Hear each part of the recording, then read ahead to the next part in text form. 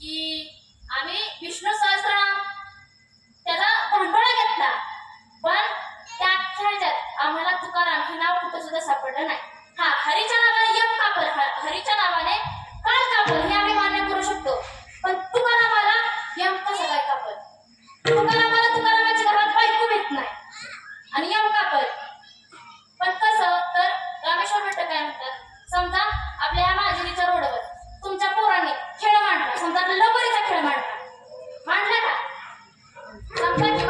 लगोरीचा खेळ मांडला आणि ह्या रस्त्यावर एक मोठा अधिकारी चाललाय.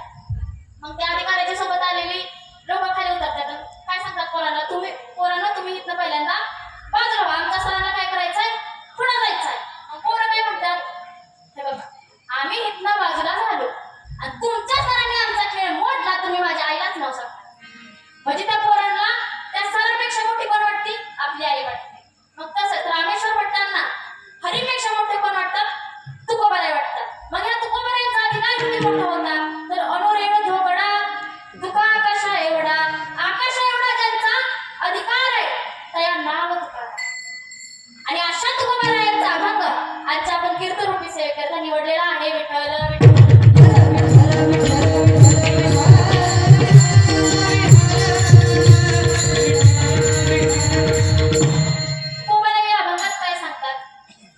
तुझं विना कोणा शरण जाऊ नारायणा. असं ऐकलं म्हणलं की पहिल्यांदा आपल्याला दोन शंका निर्माण होतात.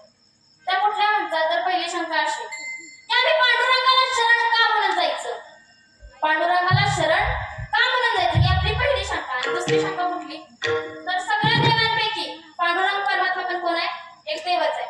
मग देवालाच का शरण जायचं, भगवंतालाच का शरण जायचं, जीव जीवाला शरण जाऊ शकत नाही, देवालाच का शरण जायचं, ही आपली दुसरी शंका. अशा लहान लहान शंका निर्माण होतात.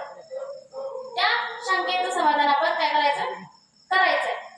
पहिल्यांदा भगवंताला शरण का जावं हे जर आपल्याला समजलं तर भगवंतांपैकी विठुरायाला शरण जावं, इतराला नाही, असं आपलं काय होणार नाही, कार्यभाग होणार नाही, आपल्याला बरोबर दिसून येईल.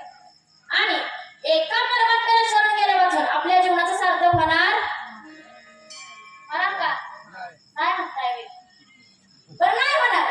म्हणून आरंभी सगळ्या प्राणीमात्रांनी भगवंताला शरण जायचं. ते कुठल्या कारणास्तव, जीवाच्या मागे असं कुठलं झेंगड लागले की त्याला भगवंताला शरण जावं लागतंय. तर या जीवाच्या मागे अनादिकालापासून एक परंपरा लागली. कुठली परंपरा म्हणा की आम्हाला माहित असं तर तुला कशाला बोलवली असते. तर या जीवाच्या मागे अनादिकालापासून जन्म मरण रूपी नावाची परंपरा लागलेली.